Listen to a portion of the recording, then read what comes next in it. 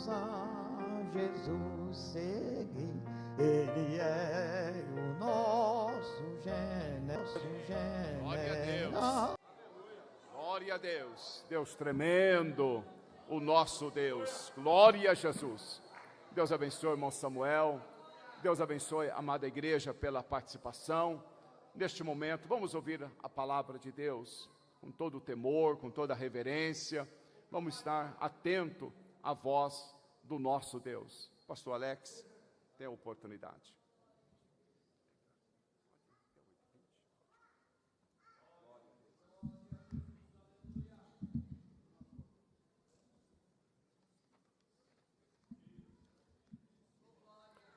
Pai do Senhor, gente bonita. Graças a Deus, quão grande privilégio nos é dado pelo Senhor para podermos estar de volta nesta casa de oração, para podermos congraçar e congratular as bênçãos do Senhor nosso Deus, louvar a Deus pelo privilégio de poder, de alguma forma, ser um canal de bênção para a vida de toda a igreja, e esperando na minha pequenez poder contribuir com a edificação de todos, indistintamente, no nome de Jesus. Pastor Sérgio, minha gratidão, mais uma vez, pela confiança depositada em nós, para podermos aqui estarmos ministrando a palavra de Deus. A gratidão pela receptividade calorosa que os nossos irmãos aqui já nos atribuíram quando nós chegamos. Agradecer em especial ao irmão Raimundo, que aqui nos assistiu. Que Deus abençoe grandemente, e é sempre bom quando temos a oportunidade de estar nesta casa de oração. Minha esposa tem uma história peculiar com a igreja do Campo São Bernardo.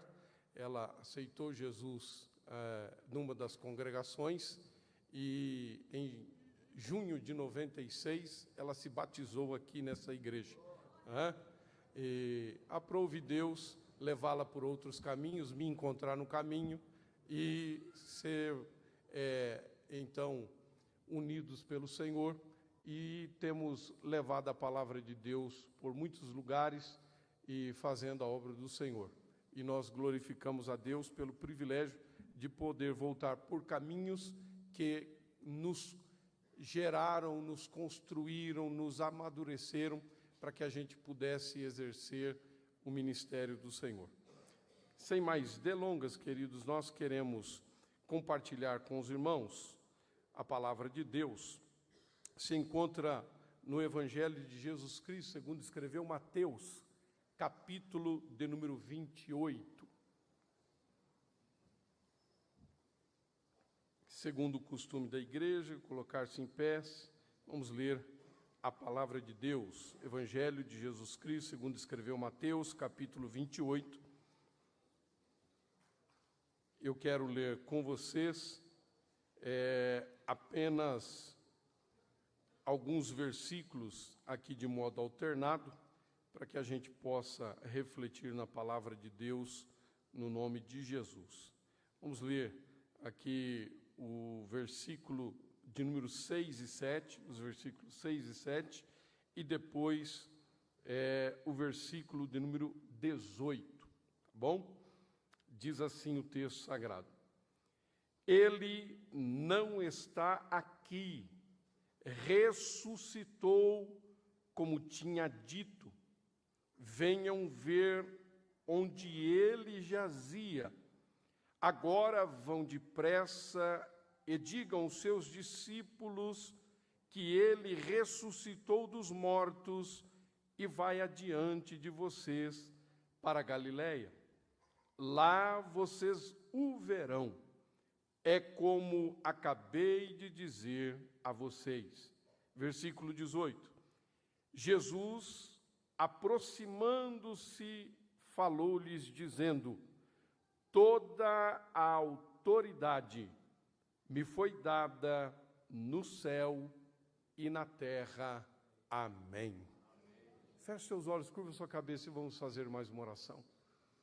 Obrigado, Pai, pelo grande privilégio que o Senhor nos concede, de podermos estar num culto em que o Senhor está sendo adorado e glorificado. E, ao mesmo tempo, o Senhor está edificando e testificando em nossos corações o teu propósito e a tua vontade. Que esta noite o Senhor, mais uma vez, possa falar-nos ao coração por meio da tua santa palavra.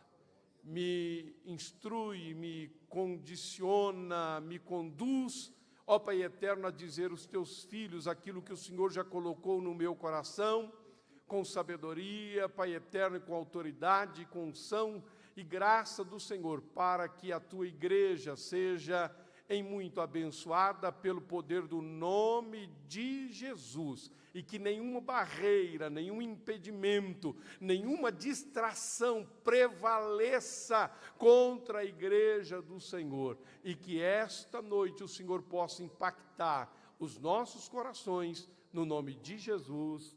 Amém e graças a Deus. Podeis assentar. Queridos irmãos e irmãs, quando nós ouvimos falar de alguém, este comentário, esta fala, gera em nós uma certa impressão. E esta impressão, ela tende a se confirmar ou não. Uma vez que, quando nós passamos a conhecer as pessoas, não pelo que comentam, mas pelo quanto você tem proximidade delas, automaticamente, então, você vai perceber a sua real face, o seu real caráter, a sua real condição. E isso vai gerar em nós admiração ou repugnância. Vai gerar em nós tentativa de aproximação ou vai gerar em nós uma autodefesa e tentar se evadir dessas pessoas a fim de que as relações não continuem. E quando a gente ouve falar muito de alguém, isso tende a nos influenciar antes que as conheçamos de fato. E muitas vezes temos percepções que não correspondem com a realidade. E quando a gente ouve falar de Jesus, qual é a impressão que a gente tem? Qual é a ideia que a gente forma? Qual é a construção que a gente faz na nossa mente acerca de Jesus? Um dia, Jesus, conversando com os seus discípulos, perguntou-lhes: quem dizem os homens ser o Filho do Homem? E então, rapidamente, começaram a dizer-lhe: Senhor, uns dizem que tu és Jeremias, outros dizem que tu és Elias, outros ainda dizem que tu és João Batista, ou um dos profetas.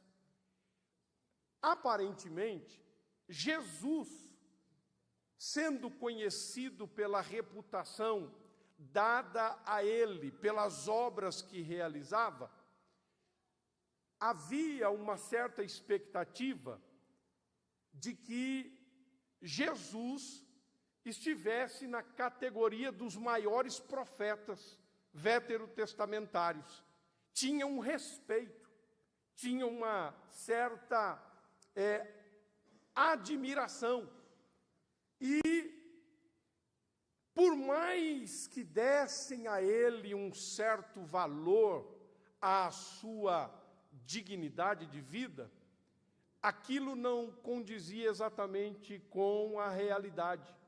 Porque conhecer Jesus de longe é diferente do que conhecer Jesus de perto. Isso é fato. E aí, então, Jesus transfere essa pergunta aos seus discípulos. E vós, quem dizeis que eu sou? E então Pedro, sabemos do que diz as Escrituras, Mateus capítulo 16, toma a palavra e diz: Senhor, tu és o Cristo. Tu és o Cristo, tu não és Jeremias, tu não és Elias, tu não és nem mesmo João Batista e nenhum dos outros profetas, tu és o Cristo. O Cristo. Só que ele não parou por aí, porque o conhecimento que ele tinha de Jesus deu-lhe uma revelação cuja qual o diferenciava de todos os que opinavam acerca de Jesus. E então ele disse: tu és o Cristo, o Filho do Deus vivo. Isso faz toda a diferença. Por quê, pastor? Te explico. Porque quando você conhece a história, pela história, você então sabe como realmente a pessoa é. Como realmente a pessoa, ela deve ser vista, respeitada ou não. E então, quando nós observamos o texto lido em Mateus capítulo 28, aqui está o desfecho da história de Jesus. Aqui está o desfecho de todo o seu propósito aqui nesta terra, aonde ele não se exime da responsabilidade de cumprir com o propósito do Pai, obediente ao Pai, como servo que foi, até a morte, e morte de cruz. Então, ele ressurge dos mortos, quando buscado para ser adorado póstumamente à sua morte, mas não tendo noção do que iriam encontrar. Maria Madalena e a outra Maria e as mulheres foram lá para adorar Jesus e, de repente, elas se deparam com um túmulo aberto e o túmulo estava vazio e havia apenas um varão para lhes dizer: eu sei que buscais a Jesus crucificado. Ele não está aqui, mas já ressuscitou, como havia dito. Aleluia! Bendito é o nome do Senhor. Que coisa extraordinária é saber que as expectativas dessas mulheres não eram expectativas ilusórias, não eram expectativas furadas, não eram expectativas vazias, não eram esperanças que ficariam no esquecimento. Pelo contrário, estas mulheres estavam vivendo a intensidade, a potencialidade de toda a sua esperança e de toda a sua expectativa. Por quê, pastor? Porque Jesus triunfou, Jesus venceu, Jesus fez o que ninguém poderia fazer. Jesus realizou o que ninguém poderia realizar. Por quê, pastor? A história começa no Éden. A história se revela a partir do Éden. Lá no Éden, Deus cria o homem à sua imagem, conforme a sua semelhança. E então, ele cria da costela de Adão a sua esposa Eva. E ambos são colocados a administrar todo o jardim de Deus. E lá foi-lhes dado a única ordem para que eles não comessem do fruto do conhecimento do bem e do mal, a fim de que não tivessem como implicação a morte. E sabemos, eles foram vencidos pela tentação, eles foram vencidos pelo engano, eles foram vencidos pela falácia da serpente, e ali eles comeram do fruto proibido, e então eles foram expulsos do jardim do Éden. Contudo, aquilo que ocorreu com eles era algo irreversível, por qualquer ação, por qualquer esforço, por qualquer mérito que o homem pudesse fazer para se voltar para Deus, porque eles ali quebraram uma aliança com Deus, quebraram uma aliança com o Criador, e agora passaram a viver na distância que jamais poderia ser retornada, porque eles desobedeceram ao Senhor que é justo, que é amor, mas é justiça, e que o seu amor não é desprovido de justiça, e por não ser desprovido de justiça, então ele tem que cobrar aquilo que lhe é feito como transgressão. Transgrediu a lei, então ele tem que cobrar a transgressão. Já então é revelado no texto de aos Romanos, no capítulo de número 3, versículo de número 23, que todos pecaram e foram destituídos da glória de Deus. Capítulo de número 6, versículo de número 23, dizendo: o salário do pecado é a morte, mas o dom gratuito de Deus é a vida eterna em Cristo Jesus, o nosso Senhor. Por que razão, pastor? Porque Deus, apesar de ter cobrado severamente e justamente o pecado de Adão e Eva, tendo-os expulsado do jardim do Éden, ele não desistiu da coroa da sua criação. Ele não virou as costas para a humanidade. Ele não desistiu da humanidade. Antes ele disse: nascerá um da semente da mulher que pisará a cabeça da serpente. Oh, louvado seja Deus!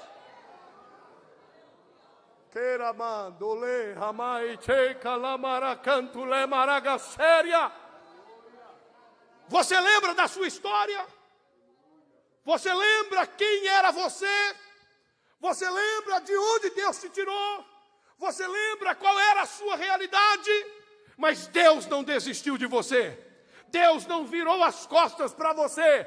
E Deus, ao prometer aquilo que é chamado de proto-evangelho, em Gênesis 3,15, ele vem trabalhando ao longo da história, e na plenitude dos tempos, ele fez com que o seu Filho, o Cristo, o Filho do Deus vivo, viesse a nascer para salvar-nos dos nossos pecados. Aleluia, aleluia.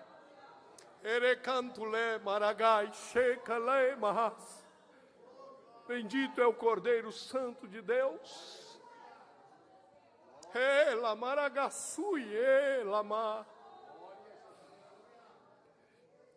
Quão grande amor tem o Senhor por nós.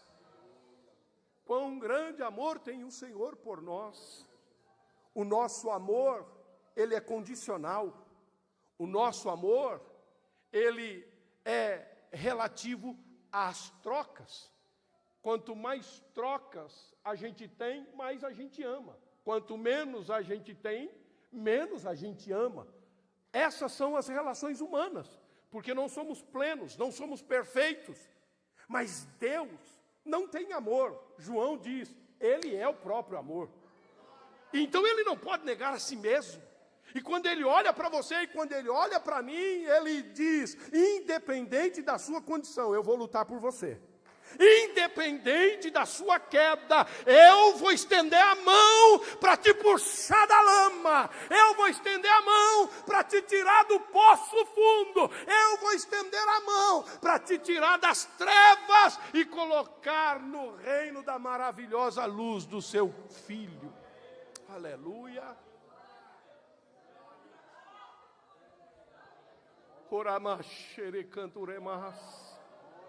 Aleluia.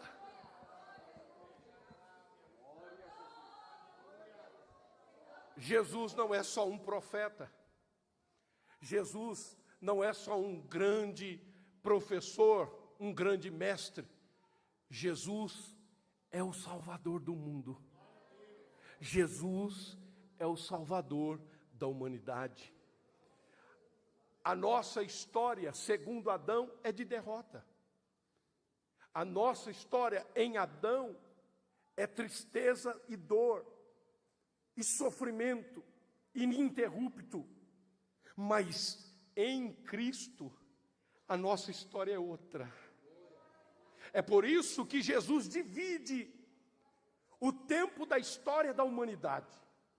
Porque quando ele entra na história, tudo muda. Tudo muda. Em todos os aspectos e sentidos da existência humana. Tudo muda. O calendário é dividido na pessoa de Jesus. Jesus não era só uma pessoa especial e superdotada. Jesus era o Deus que habitou entre nós. Há muitas pessoas que têm uma opinião sobre Jesus. E a opinião, ela é desprovida de relacionamento e intimidade. A opinião, ela é desprovida da proximidade com a história real do que ele realmente demonstra. E quem vive por opinião está fadado à queda, está fadado à frustração. Mas, graças a Deus, que o Senhor tem nos dado a revelação. Porque quando Pedro diz: Tu és o Cristo, o Filho do Deus vivo, Jesus olha para ele e diz: Bem-aventurado és tu, feliz é você, Simão Barjonas, porque isto não foi carne e nem sangue que testificou no teu coração, mas foi o meu Pai que está no céu que revelou para você. Aleluia. Isso significa dizer que quando a gente tem a revelação de quem Jesus é, e quando eu digo revelação, eu não estou falando de uma experiência mística extraordinária, não estou falando de um anjo que desce, mas eu estou falando do entendimento das Escrituras, do que ela revela acerca de quem realmente Jesus é. Jesus não é só um grande profeta, Jesus não é só um grande homem, Jesus não pode ser admirado só pelos seus grandes feitos. Aliás, ele não só fez, como ele continua fazendo. Mas Jesus tem que ser adorado. Jesus tem que ser reverenciado. Jesus tem que ser temido. Jesus tem que ser amado. Jesus tem que tomar o lugar que lhe é devido, Senhor da nossa vida e da nossa história.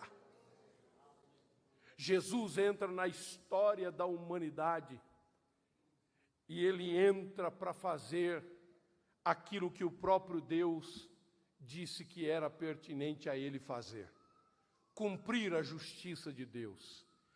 Ele nasce de uma virgem, portanto ele não tinha um pai humano. Ele vem ao mundo sem pecado, portanto ele não tinha nenhum tipo de culpa diante do Pai, diante de Deus.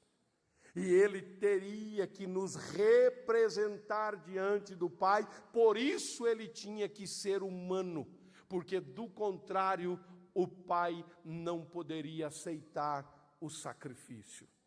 E então o Filho vem e entra nesse mundo pervertido, desastroso, desprovido da graça, e ele vai vivendo e se desenvolvendo com a naturalidade da condição humana, mas em nada ele peca. Às vezes eu paro e fico pensando comigo, uma criança como Jesus, tamanha referência, tamanha obediência, nunca desobedeceu pai e mãe, nunca deixou de cumprir as obrigações como filho. Que filho exemplar! Uma criança que deixava qualquer adulto boquiaberto, admirável. Imagine só, Jesus vai crescendo, crescendo.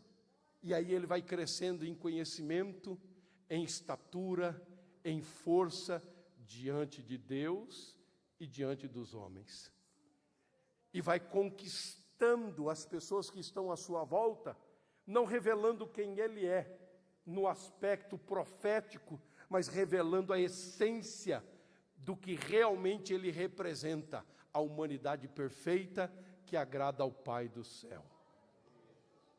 E então, a história vai se desenvolvendo, pelo que sua idade maior, 30 anos.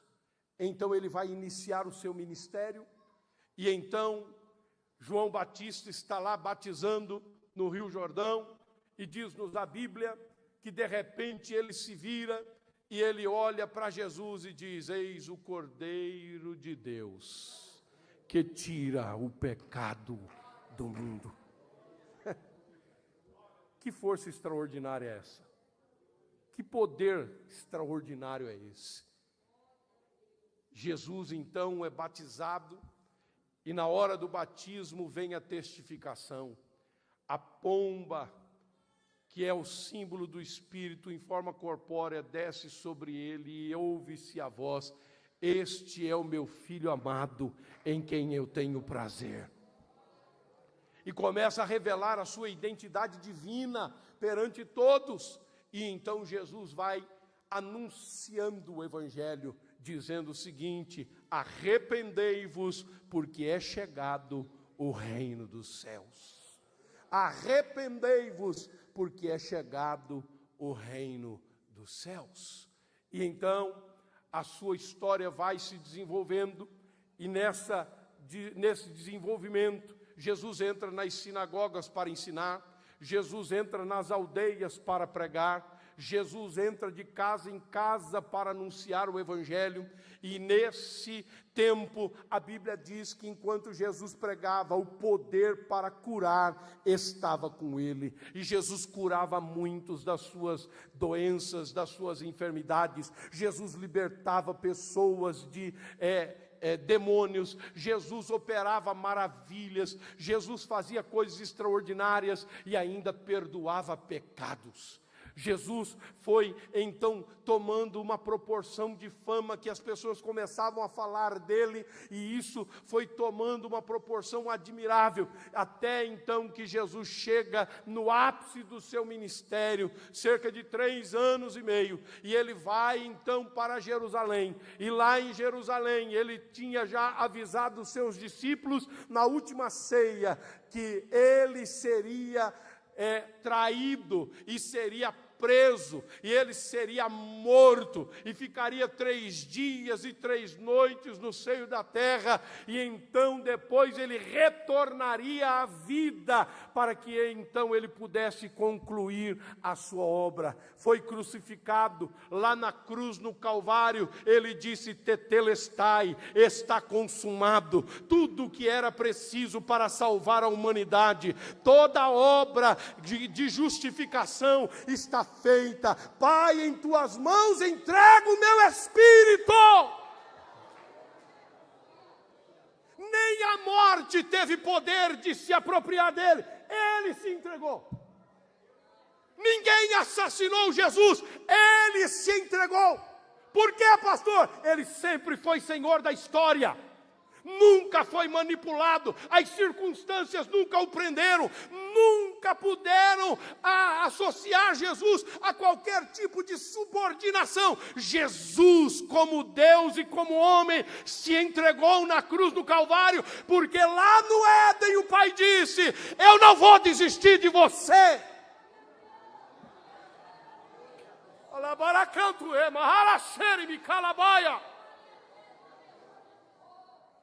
Foi por amor, um amor tão grande que o próprio Jesus, falando ao mestre da lei Nicodemos, ele disse: Deus amou de tal maneira, nem ele pôde dimensionar, nem ele ele pôde calcular, nem ele pôde registrar um tamanho, uma profundidade, uma largura específica para o amor de Deus. Mas ele disse: o amor de Deus é tal que ele enviou o seu Filho para morrer por vocês, para que aquele que nele crê não morra, mas tenha a vida eterna.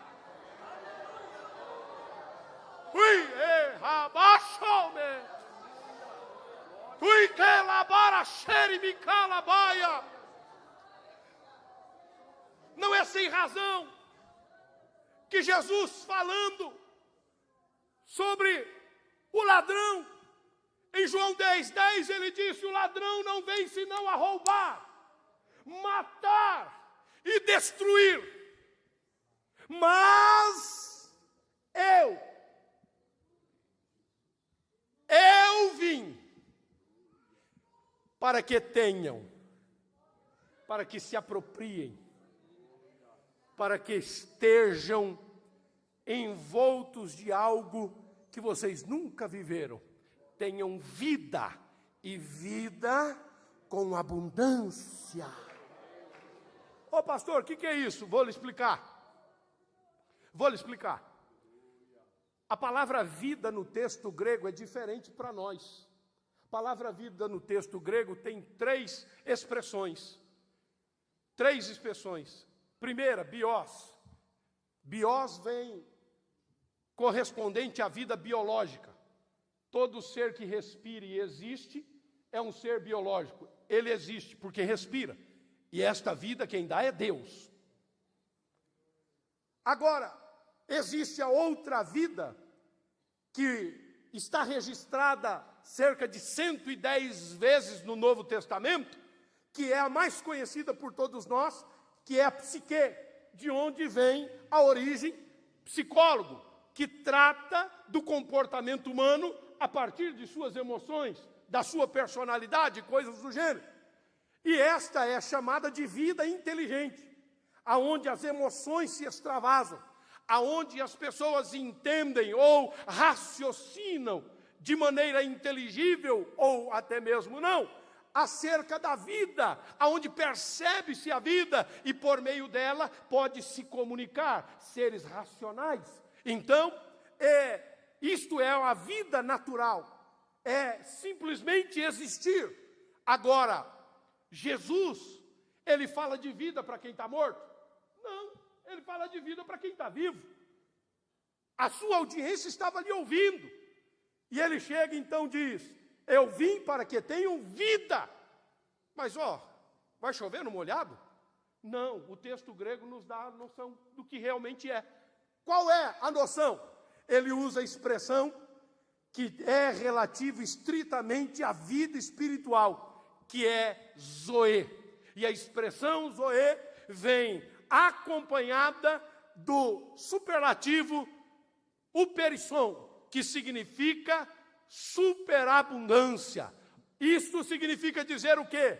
A vida espiritual oferecida por Jesus, ela não só preenche e completa, como ela transborda para compartilhar. É por isso que Jesus continua falando e agindo e se manifestando através da igreja, porque a igreja já tem mais de 2000 anos e ela continua seguindo, ela continua avançando, e a gente continua dizendo: Jesus pode salvar, Jesus pode operar milagres, Jesus pode libertar pecadores, Jesus continua operando maravilhas. Por isso ele diz: eu vim para que tenham vida e tenham-na em abundância. E vida abundante aqui não é só relativo à condição espiritual, ela também envolve a questão material, a questão financeira, a questão familiar, a questão social. Então, irmão, aproprie-se daquilo que Paulo diz: nós já estamos ricamente abençoados com toda a sorte de bênção nas regiões celestiais em Cristo Jesus. Pare de se autocomiserar.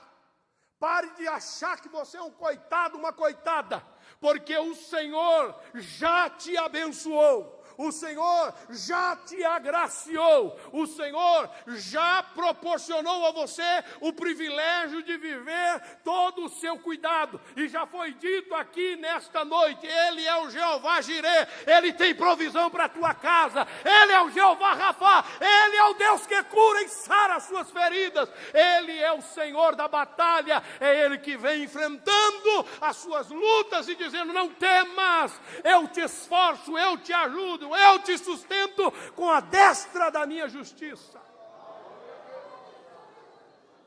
Não baixa a guarda, não baixa a guarda, não baixa a guarda, não baixa a guarda. Não está tudo vencido, não é uma derrota, é apenas uma circunstância. Deus tem vitória para você.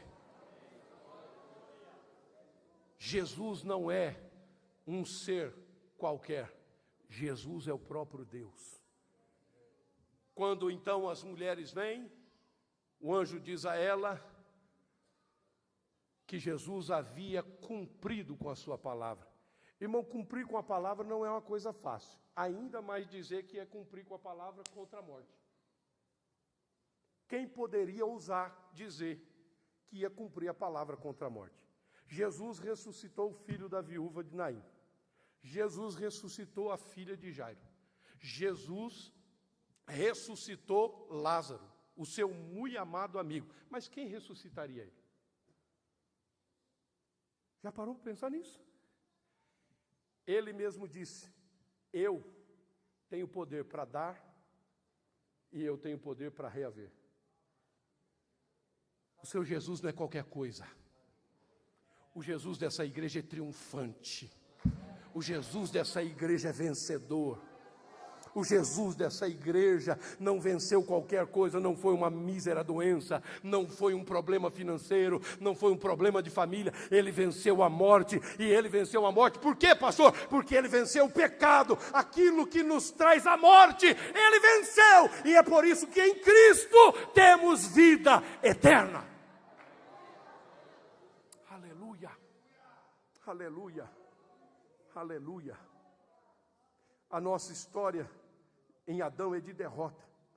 Por isso nós precisamos de ajuda, de alguém que vença por nós. E Jesus é esse vencedor. Em Cristo somos mais do que vencedores. Romanos 8:37. Em Cristo somos mais do que vencedores. Ele triunfou, irmão. Ele venceu. Ele não foi vencido, ele venceu. Ele precisava se entregar. Ele precisava ir até o fim. Por isso que Paulo diz aos Filipenses, ele foi obediente como servo. E foi obediente até o fim, e obediente até a morte, e morte de cruz. Mas o Pai o ressuscitou dentre os mortos, e lhe deu um nome, que é sobre todo nome, do qual todo joelho se dobrará, e toda língua confessará, que Ele é o Senhor em cima no céu, embaixo na terra e debaixo dela. Oracalamasherecandurebarraia. Aleluia! Onde estão os adoradores do Senhor aqui? Onde estão os adoradores do Senhor? Ele é baracanchoe darabagaia. Aleluia! E ele venceu. Venceu o pecado, venceu a morte, venceu o inferno. A chave está na mão dele. Isto é a autoridade, o poder, a capacidade para dominar tudo isso. Por isso que eu li com vocês no versículo de número 18, quando ele declara aos seus discípulos, quando aparece a eles pela primeira vez após a sua ressurreição: toda a autoridade me foi dada no céu e na terra. Quando ele diz essa expressão, em algumas Bíblias a tradução é: recebi todo o poder no céu e na terra. A palavra poder aqui, ela perde um pouco o sentido do que Jesus está querendo dizer, Porque poder muitas vezes pode ser confundido com aquilo que está revelado em Atos, capítulo de número 2, ou capítulo 1 e capítulo 2. E recebereis poder ao descer sobre vós e sereis minhas testemunhas, tanto em Jerusalém como em toda a Judéia e Samaria, até os confins da terra. E aqui Jesus usa não a expressão dunamis, ou dinamite, ou dinâmico, ele usa a expressão exousia. A expressão exousia aqui significa alguém que não só influencia, mas alguém que coordena, que domina, que tem controle sobre todas as coisas. Nada está fora do controle dele. Você tem um Deus que domina todas as circunstâncias. Não tenha medo, não se apavore, não se inquiete. Ainda que o mar bravio esteja a te balançar, o Senhor é o capitão do teu barco e tudo vai dar certo. Você não vai naufragar. Orai, chei, elama, sui, clemaha. Ele tem toda a autoridade no céu e na terra. Ter autoridade na terra já é um grande privilégio e uma grande responsabilidade, né, pastor Zé? Mas imagine ter toda a autoridade no céu e na terra. Ninguém faz nada sem que ele permita. Permita-me abrir um parêntese aqui. Tem uns crentes meio doidos que não quer viver andando na direção dele. Quer fazer tudo do jeito que lhe vem à cabeça. E esquece daquele provérbio que Salomão disse: o crente faz planos no coração, mas a resposta certa vem dos lábios do Senhor. Não viva a sua vida sem a direção daquele a quem você diz ter entregado os cuidados da sua vida, porque a autoridade está nas mãos dele.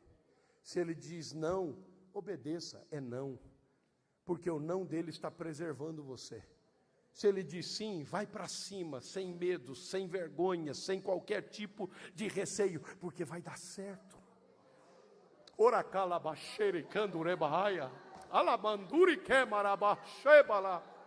Aleluia! Seguir a direção dele é ter a certeza de que tudo vai dar certo. Isso significa dizer que no processo algumas coisas podem sair do teu controle, mas o final já está decretado por ele. Vai vir a vitória, vai vir a bênção, vai vir o milagre. Por quê, pastor? É simples, eu te explico. Ele não te promete, não fala com você da perspectiva de quem você é. Ele te promete, te dá esperança e gerações no teu coração da perspectiva do que ele é. Porque quem garante, pastor Azul, é Deus. Quem garante é o Senhor, que recebeu todo o poder no céu e na terra. O triunfante Senhor está no controle da sua vida. Então descansa o teu coração.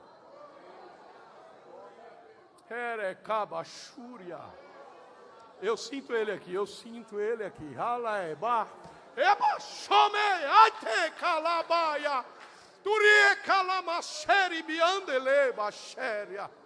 Aleluia. Aleluia! Quais os benefícios do triunfo de Jesus para a sua igreja? Primeiro, salvação. Jesus salva. Vocês lembram do quadrilátero assembleiano?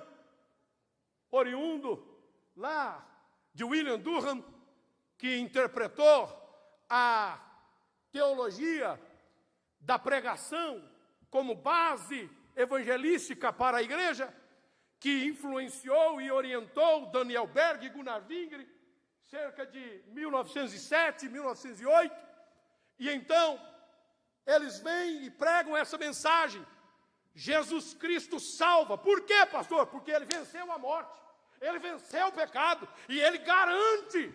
Não importa qual seja o teu pecado, não importa qual seja a lamaçal em que você esteja metido, não importa qual seja a origem de miséria que você esteja, Jesus pode te salvar nesta noite, Jesus pode te libertar dos seus pecados, porque Ele já os venceu na cruz do Calvário.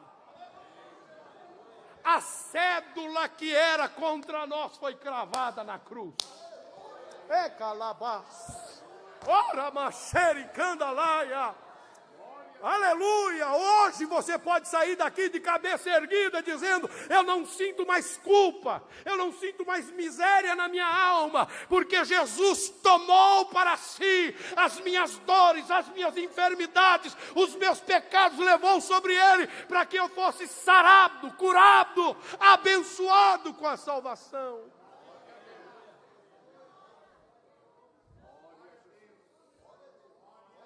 Quem pode julgar que você pode ser salvo? Ninguém.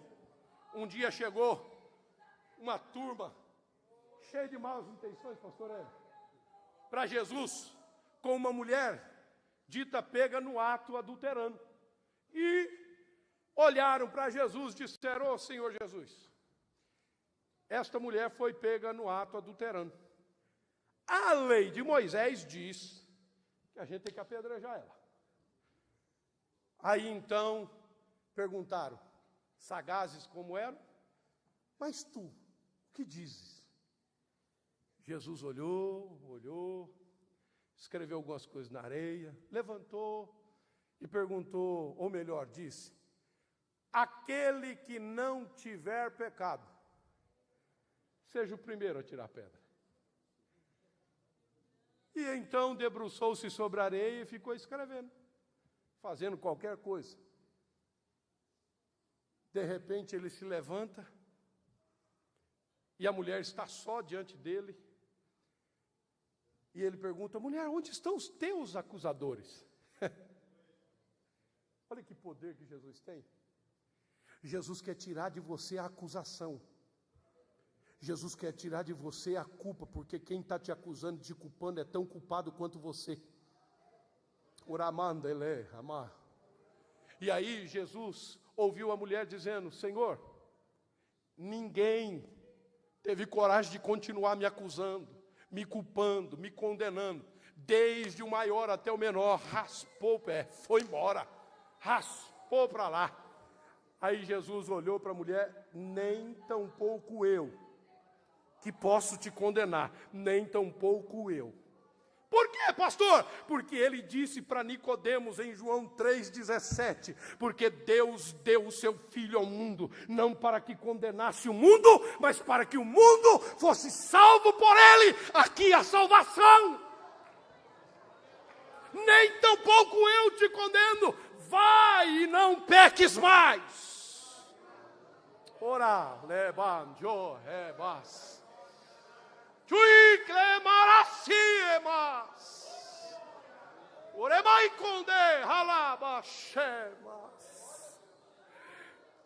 Esta noite pode ser a noite da sua plena salvação. Hoje pode ser a noite em que você vai verdadeiramente perceber o valor que você tem. Não para um comedor de feijão e arroz como eu que estou pregando aqui, mas para o Deus Criador do céu e da terra, e que te fez a sua imagem conforme a sua semelhança, que sabe o valor que você tem. Ele sabe exatamente o quanto você vale, tamanho valor ele te deu, que ele enviou o Filho dele para morrer na cruz do Calvário por você. Para que hoje, depois de muitos anos penando na vida, tentando achar um caminho, você chegasse aqui e ouvisse que ainda há esperança. Ainda há esperança. Não importa qual seja a sua realidade de vida, importa que Ele garante vitória. Por isso Jesus disse em Mateus capítulo 11, versículos 28 a seguir: vinde a mim, todos os que estão cansados e oprimidos, e eu vos aliviarei. Tomai sobre vós o meu jugo e aprendei de mim, que sou manso e humilde de coração, e encontrareis, vou até falar com calma, descanso. Orabá, aleba shodeha. Eu lembro do dia que eu encontrei descanso. Ai, abadoguevacia de comenebai.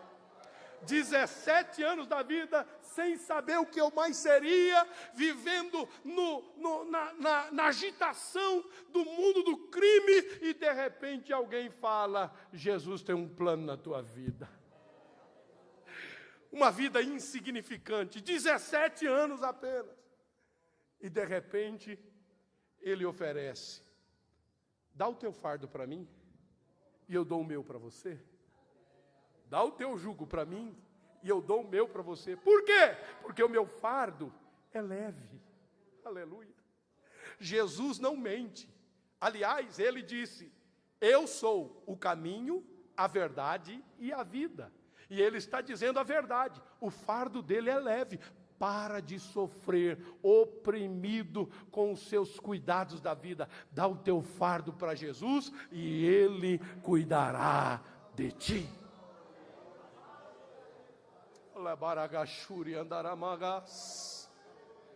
Descanso. Para quê, pastor? Para o corpo? Não, para a alma. Porque para o corpo você deita, dorme, tem um jeito de descansar. Mas para a alma você toma relaxante muscular, você toma psicotrópico, você toma calmante, você toma tudo quanto é tipo de remédio, faz tudo quanto é tipo de chá e mandinga e nada resolve. Por quê? Porque o único que pode tratar da alma não é um psicólogo, mas é o Senhor da alma, Cristo Jesus, o Salvador. Por quê, pastor? Te explico. Porque o que sobrecarrega a alma é o pecado. E o único que pode curar você dos seus pecados, segundo Deus disse por boca do anjo, é Jesus, que nasceria de uma virgem. E disse para José: ó, ele vai se chamar Jesus e vai tirar os pecados do seu povo. Você é escolhido dele para receber a cura dos seus pecados e ter alívio na sua alma. Por quê? Porque ele triunfou, ele venceu, para que hoje você fosse feito vencedor e vencedora. Aliás, como diz o texto, mais do que vencedor por aquele que te amou.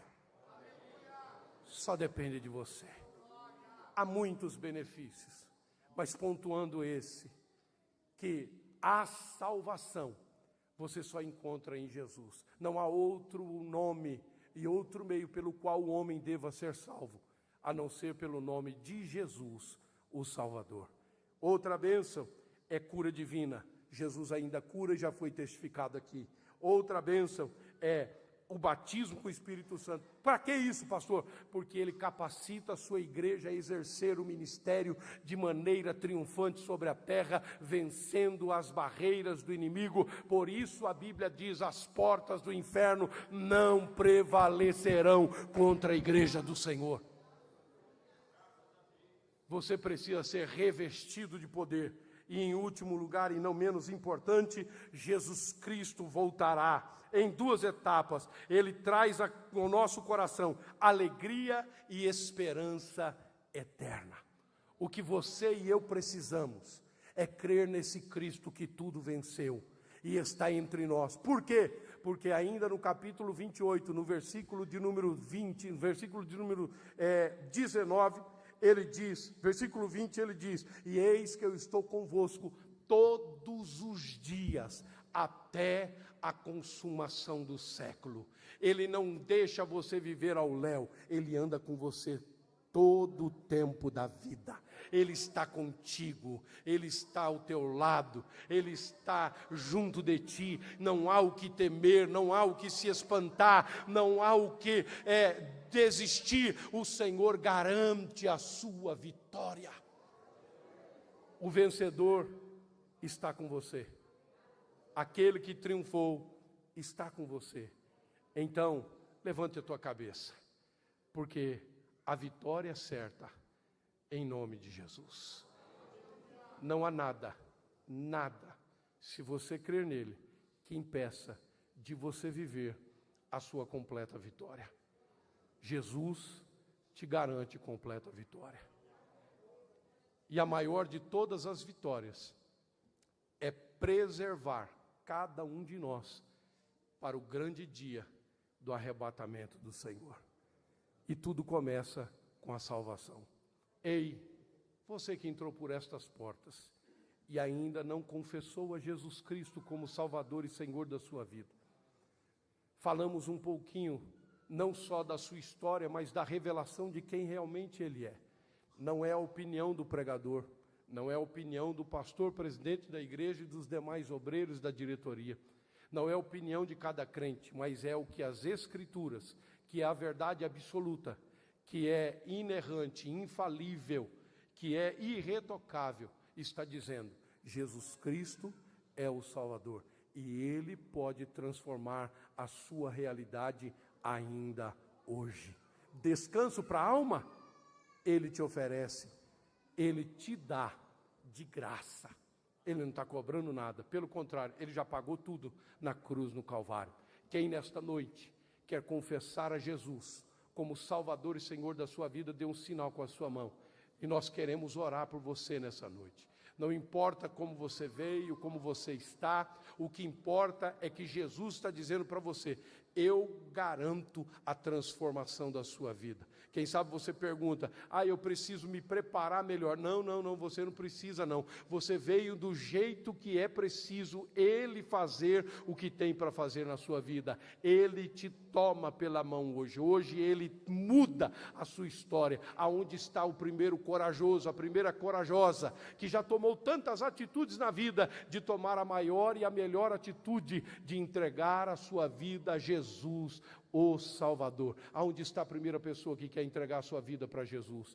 Pastor, eu já tive uma experiência, mas acabei saindo do aprisco, eu acabei sendo e me tornando uma ovelha desgarrada. Hoje o bom pastor te chama para o pastoreio dele novamente. Hoje ele te chama para a reconciliação. Aonde está uma pessoa que quer reconciliar-se com Jesus? Dê um sinal com a tua mão. Alguém que quer aceitar, confessar a Jesus como Salvador. Tudo o que Ele fez por amor e por você, para que você pudesse hoje ter vida e vida com abundância. Hoje Ele garante a você o que você realmente precisa. Ele garante a você a paz eterna. Aonde está a primeira pessoa para Jesus? Quer entregar sua vida para Jesus? Ajude aí, meu irmão, minha irmã, que sabe alguém que precisa de Jesus. Hoje o Senhor te chama. Hoje o Senhor quer triunfar sobre a tua vida e dar a você a vitória completa. Aonde há uma pessoa para Jesus? Jesus ama você. Isto já está provado pelas Escrituras e por tudo quanto já foi dito aqui nesta noite. Ele quer salvar a sua vida dos seus pecados. Ninguém pode fazer isso por você. Não há amigo, não há parente, não há pai, não há mãe, não há filho, não há filha, não há ninguém que possa gerar em você a verdadeira salvação. Mas Jesus está te chamando. Alguém nessa noite que vai entregar a sua vida para Jesus? Se não há, que Deus em Cristo te abençoe e que te possa conceder uma outra oportunidade no nome do Senhor Jesus. Que Deus em Cristo abençoe a igreja.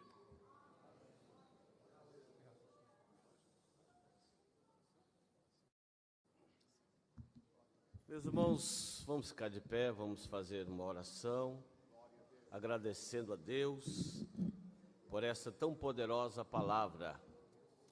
E nessa oração, se tiver uma pessoa para o Senhor Jesus, Ele ainda te chama, depois de você ouvir essa palavra tão poderosa, tão forte. Ele tem poder para transformar a sua vida. Talvez você está pensando: e os meus amigos? Seus amigos poderão te levar até o cemitério, sepultar o seu corpo e a sua alma. A Bíblia diz: se essa noite te pedirão a tua alma, o que tens preparado e para quem será? O que tens preparado e para quem será? Eu insisto mais uma vez essa noite. Tem alguém levante a sua mão, vem aqui à frente, não tenha vergonha. O Senhor te chama essa noite, um reencontro. Esse reencontro do seu mestre, a sua vida será mudada, transformada. Venha, Cristo te chama. Cristo está de braços abertos, aguardando o seu retorno, te esperando para vir encontrar-se com Ele. Se não tem, que Deus possa lhe conceder uma outra oportunidade, em nome do Senhor Jesus. Oremos. Querido e amado Deus, diante da Tua presença nós estamos nessa noite, somos agradecidos a Ti, ó Pai, por esses momentos que passamos diante da Tua presença e a Tua palavra pregada aos nossos corações. Pai Santo, o Senhor nos ajuda a, Senhor, estar diante de Ti, Senhor. Abençoa o Teu povo, abençoa a Tua igreja, abençoa os Teus filhos, nos dá força para continuar diante da Tua presença. Cobre-nos com o Teu sangue e ajuda-nos pelo Teu poder. Suplicamos o Teu favor nessa noite, Pai, em nome de Jesus. Amém. Irmãos, senta um pouquinho, já vou dar só um aviso para domingo que vem, estarei retornando para o nosso pastor presidente. Irmãos, domingo que vem, no nosso culto de missão, nós teremos aqui a honra e o prazer de receber pastor e missionário Terry Johnson, que é filho do conferencista internacional, pastor Bernardo Johnson, que já descansa na eternidade. Mas o filho dele, Terry Johnson, vai estar conosco aqui no próximo domingo, no nosso culto de missão. Vai estar contando algumas experiências, falando da palavra do Senhor. Então, quero que você não falte, venha participar desse culto, traga algumas pessoas e com certeza será uma bênção do Senhor. Amém, irmãos? Deus abençoe. Graças a Deus. Meus amados, nós estamos caminhando para o encerramento deste culto. Deus abençoe a participação de todas as famílias, aqueles que vieram estar entre nós. Deus abençoe, são sempre muito bem-vindos. Aqueles que estão conosco também na live, Deus abençoe as famílias, inúmeras pessoas de diversas localidades no Brasil e fora, geralmente estão sempre conosco aos cultos aqui aos domingos. Deus abençoe. Deus abençoe o pastor Alex, juntamente com a sua esposa, o seu filhinho. Na verdade, o pastor e a família, eles estão aqui entre nós praticamente todas as sextas-feiras. O filho é aluno da Teologia Kids. Estão sempre aqui entre nós. Sentimos honrado em tê-los aqui mais uma vez. Que Deus abençoe a família. Deus abençoe o irmão Samuel. Antigamente era Samuelzinho. Agora ele falou que é até pai, já é pai, cresceu. Deus abençoe, Samuel, que prazer tê-lo aqui. Deus te abençoe, meu amado, juntamente com a sua família, sua esposa e agora o filho, né? Que Deus abençoe. Deus abençoe a cada um em nome de Jesus. Rapidamente, irmãos, amanhã, os avisos, amanhã nós teremos o culto de oração, terça-feira também o culto de oração, quarta-feira é um culto com a participação das irmãs do Círculo de Oração, da UFAD, é a segunda quarta-feira do mês. Nós convidamos a igreja para estarmos juntos aqui num grande culto de adoração ao Senhor, na próxima quarta-feira. Quinta-feira é um dia de oração aqui na casa do Senhor, manhã e tarde. E sexta-feira nós temos o culto de doutrina e também a Teologia Kids, que geralmente acontece todas as sextas-feiras. Nós convidamos também a igreja para estarmos juntos sempre nos cultos de ensinamento da Palavra de Deus.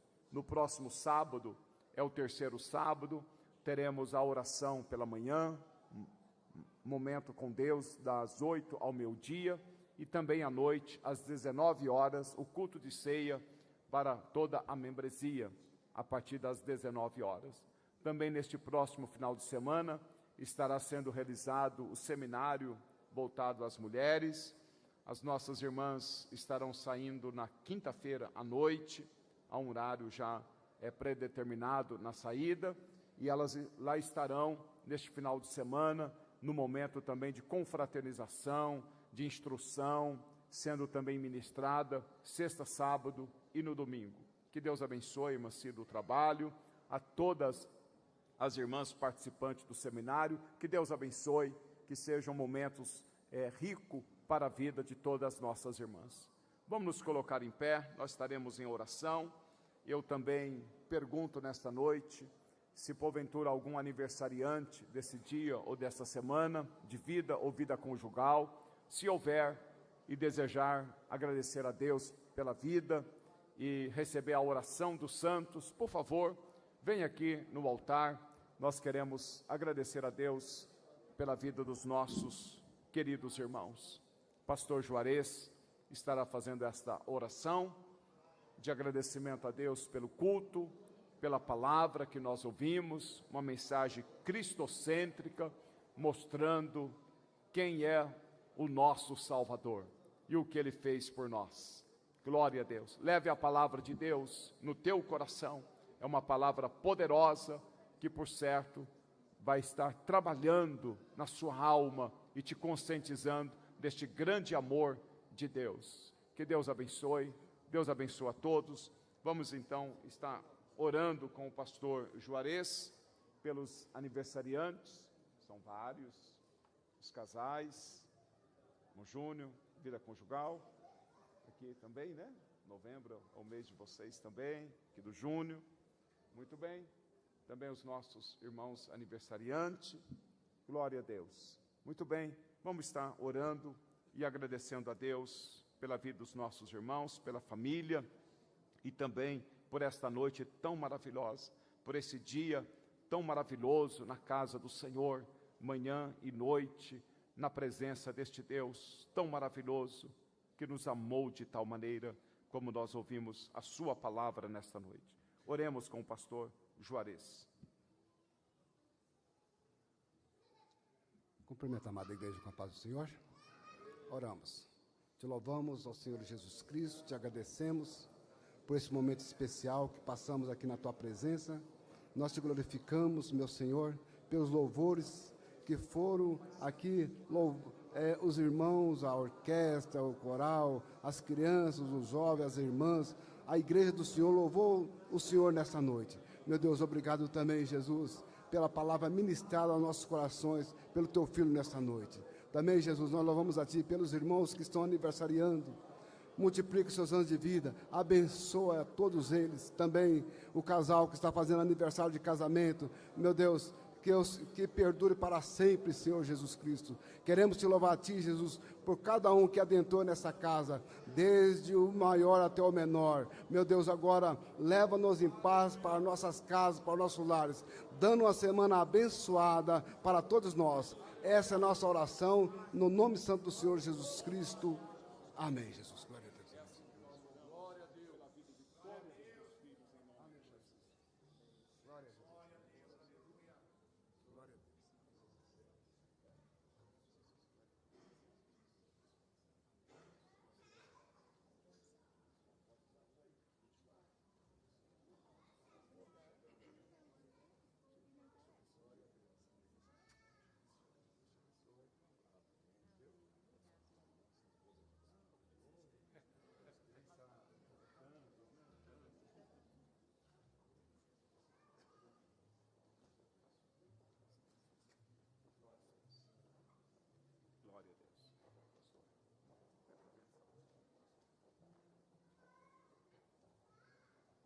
Por favor, curve a sua fronte, estenda suas mãos, que a graça de nosso Senhor Jesus Cristo, o incomensurável amor de Deus, o nosso Pai, e a comunhão do Espírito Santo seja com toda a igreja do Senhor na terra.